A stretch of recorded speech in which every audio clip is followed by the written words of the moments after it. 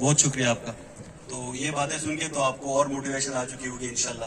جو ہے اس کے پیچھے بہت جو ہے انوالومنٹ ہے، اور انشاءاللہ اس کو ایک ایسے لیول پہ لے کے چلیں گے جس میں آپ مدارس کے جتنی بھی اسٹوڈنٹس ہیں ان کو ایک بہترین پلیٹ فارم مل رہا ہے. تو میں سب کو دعوت دیتا ہوں. ڈاکٹر آفتاب صاحب پلیز آپ آ جائیں، مدارس کے اسٹوڈنٹس کے ساتھ ایک دو بات کریں.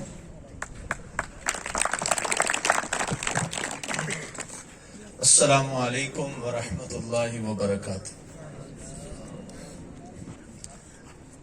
میرے لیے یہ امر انتہائی خوشی کا ہے کہ زلمی مدرسہ لیگ کے اس پروقار تقریب میں مجھے آپ سے مخاطب ہونے کا موقع مل رہا ہے، اور میں سمجھتا ہوں یہ ایک گولڈن اپرچونٹی ہے اپنے مدارس کے طلباء کا ٹیلنٹ جاننے کا، اور مختلف مسالک اور مکاتب فکر کے جو طلباء یہاں پہ موجود ہیں انہیں ایک دوسرے کے ساتھ مل بیٹھنے کا موقع مل رہا ہے، ایک ساتھ کھیلنے کا موقع مل رہا ہے، کھانے پینے کا، ایک دوسرے کے ساتھ فرینڈشپ کو ڈیولپ کرنے کا موقع مل رہا ہے.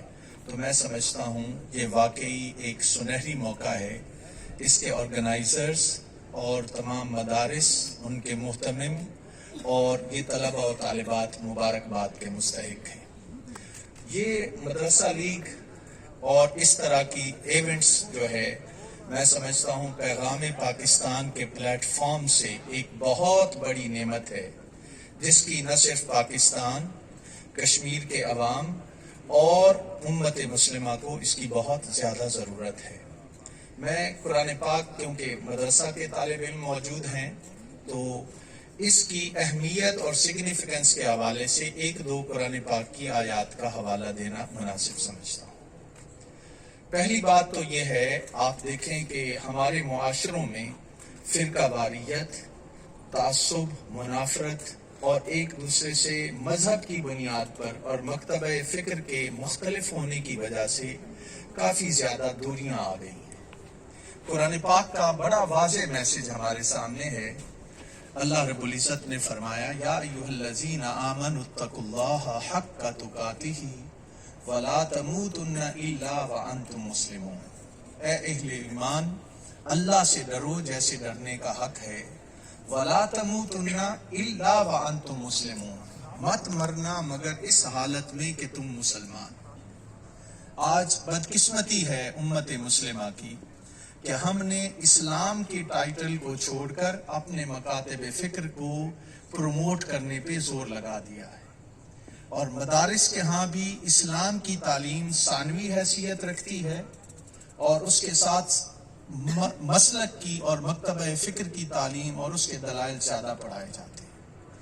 یہ ایک بڑا سنہری موقع ہے مدرسہ لیگ کے ذریعے سے کہ ہم بین المسالک ہم آہنگی کیسے پیدا کر سکتے ہیں. قرآن پاک نے ہمیں بڑا واضح حکم دیا، وَاعْتَصِمُوا بِحَبْلِ اللَّهِ جَمِيعًا وَلَا تَفَرَّقُوا وَاذْكُرُوا نِعْمَةَ اللَّهِ عَلَيْكُمْ إِذْ كُنْتُمْ أَعْدَاءً فَأَلَّفَ بَيْنَ قُلُوبِكُمْ فَأَصْبَحْتُمْ بِنِعْمَتِهِ إِخْوَانًا. اب ذرا اس آیت پہ غور کیجئے کہ تفرقے میں نہ پڑو، اور وہ وقت یاد کرو جب تم ایک دوسرے کے دشمن تھے، پھر اللہ نے تمہارے دلوں میں محبت ڈال دی. محبت ڈلتی کیسے ہے وہ بھی تاجدار کائنات حضرت محمد مصطفیٰ صلی اللہ علیہ وآلہ وسلم نے بڑے واضح الفاظ میں فرمایا. اور صحابہ کرام جمع تھے، آپ نے کہا صحابیوں، میں آج تمہیں ایک طریقہ نہ سکھاؤں کہ تم آپس میں محبت کرنے لگ جاؤ؟ عرض کیا، یا رسول اللہ صلی اللہ علیہ وآلہ وسلم آپ ضرور بتائیے. فرمایا، افشوا السلام بینکم، آپس میں سلام کو عام کرو، اس سے تمہارے درمیان محبت پیدا ہوگی. سلام قربت کے ذریعے سے آتا ہے. جب آپ کسی کے قریب ہوں دعا سلام ہوتی ہے، قریب آنے کا موقع ملتا ہے. مدرسہ لیگ بھی ایک کوشش ہے کہ آپ مل کے کھیلتے ہیں، مل بیٹھ کے کھانا کھاتے ہیں ایک دوسرے کے ساتھ. جو شکوک و شبہات ذہنوں میں پائے جاتے ہیں وہ کافی حد تک دور ہوتے ہیں.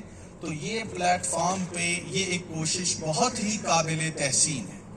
اور دوسری بات یہ ہے کہ اپنے ٹیلنٹ کو بعض اوقات انسان آئیڈینٹیفائی نہیں کر پاتا کہ اللہ نے مجھے کیا کیا صلاحیتیں دی. قرآن پاک نے کہا، سنریہم آیاتنا فی الآفاق وفی انفسہم. عنقریب ہم تمہیں نشانیاں دکھائیں گے اس آفاق کے اندر اور تمہارے اپنے اندر. بدقسمتی ہماری یہ ہے کہ ہماری توجہ اپنی صلاحیتوں کو اجاگر کرنے کی طرف کم ہوتی ہے. تو مدرسہ لیگ کی یہ کوشش، پیغام پاکستان کی یوتھ کو اکٹھا کرنے کی کوشش یہ ہے کہ ہم اپنے ٹیلنٹ کو اجاگر کر سکیں، نہ صرف اپنے شہر میں بلکہ اپنے علاقے میں اور پورے ملک میں، عالم اسلام میں اور عالم دنیا میں اپنا لوہا منوا سکیں. تو میں بار دیگر مبارکباد پیش کرتا ہوں اور اس پہ اس بات کا اضافہ کرنا بھی سمجھتا ہوں کہ ہم نفرتوں کو مٹا دیں، پازیٹیوٹی کو اپنائیں. آج ضرورت اس امر کی ہے کہ ہم ایک امت کے طور پہ ابھریں اور اپنے اندر جو کامنالٹیز ہیں، بہت ساری باتیں ہمارے اندر مشترک ہیں، ان مشترک باتوں کو چھوڑ کر ہمارا ذہنی اختلاف کی طرف جاتا ہے کہ یہاں پہ میرا آپ سے اختلاف. آپ دیکھیے کہ ہمارے اندر مشترک چیزیں کتنی ہیں. کچھ چیزیں ہوتی ہیں جنہیں کہا جاتا ہے مابہل اتفاق پہلو، اور کچھ چیزیں ہوتی ہیں جسے کہا جاتا ہے مابہل امتیاز پہلو.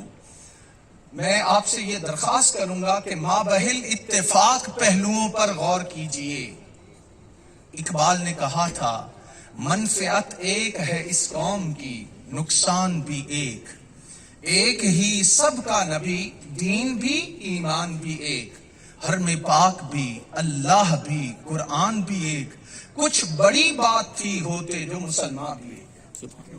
آج ہم مسلمان کیسے اکٹھے ہو سکتے ہیں اور مل کر اپنی صلاحیتوں کو مجتمع کر کے ہم عالم اسلام کا نام کیسے روشن کر سکتے ہیں، پاکستان کا نام کیسے روشن کر سکتے ہیں، کشمیر کی عوام اپنا ٹیلنٹ سامنے لا کر پوری دنیا میں اپنے ٹیلنٹ کی بنیاد پر اپنے آپ کو کیسے منوا سکتی ہے. یہ ایک موقع ہے اور حضور علیہ الصلوۃ والسلام کی بھی یہی تعلیم ہے، قرآن کی بھی یہی تعلیم ہے وَأَعِدُّوا لَهُم مَّا اسْتَطَعْتُم مِّن قُوَّةٍ وَبِالرِّبَاطِ الْخَيْلِ، کہ اپنی طاقت کو مجتمع رکھو. یہ کھیل یہ صرف وقت کا ضیاع نہیں ہے. جب حضور علیہ السلام کی زندگی کو دیکھیں تو تیر اندازی، گھڑ سواری اور کئی کھیلوں کو خود حضور علیہ الصلوۃ والسلام نے پروموٹ کیا، یہاں تک کہ خود اپنی زوجہ مطہرہ کو اپنے کندھے پر انہوں نے ٹھوڑی رکھی. مقابلے ہو رہے تھے، کھیل کے مختلف مناظر تھے، تو جب تک حضرت عائشہ صدیقہ رضی اللہ تعالیٰ عنہا کا دل چاہا وہ ان کھیلوں کو دیکھتی رہیں، اور جب خود ان کا دل چاہا کہ اب میں گھر میں چلی جاؤں تو حضور علیہ الصلوۃ والسلام نے آپ کا یہ عمل سنت تقریری سے ثابت کرتا ہے کہ ایسے کھیل جس سے ہماری صحت اچھی ہوتی ہے، جس سے ہمارا ٹیلنٹ باہر آتا ہے، جس سے ہم اپنا نام روشن کر سکتے ہیں، ان کو پروموٹ کرنا یہ وقت کی ضرورت ہے. تو اس کو میں سمجھتا ہوں جتنا زیادہ پروموٹ کیا جائے وہ کم ہے. نفرتوں کو مٹانا ہے، علم کے آپ علم کو ساتھ ساتھ جاری رکھیے. کوئی ایک چیز نہیں ہے کہ آپ صرف کھیل پہ توجہ دیں اور پڑھائی پر توجہ نہ ہو. جب آپ کی توجہ ایک طرف قرآن و سنت پر ہوگی، فقہ پر ہوگی، منطق پر ہوگی، صرف و نحو پر ہوگی، بلاغت پر ہوگی، اور اس کے ساتھ جب میدان میں آپ آئیں گے اور اپنا ٹیلنٹ بھی دکھائیں گے تو وہ ٹیلنٹ اس بات کی گواہی ہوگی کہ یہ مدارس میں پڑھنے والے صرف مسجد میں امامت اور خطابت کے لیے نہیں ہے، بلکہ یہ امت مسلمہ کو قیادت بھی فراہم کر سکتے ہیں. یہ سیاست میں بھی نظر آئیں گے، یہ کھیل کے میدان میں بھی نظر آئیں گے، یہ معاشی ماہر بھی بنیں گے، یہ معاشرت میں رہبر و رہنما بن کر بھی آئیں گے. اور ان کے سامنے رول ماڈل کیا ہے؟ تاجدار کائنات حضرت محمد مصطفیٰ صلی اللہ علیہ وآلہ وسلم.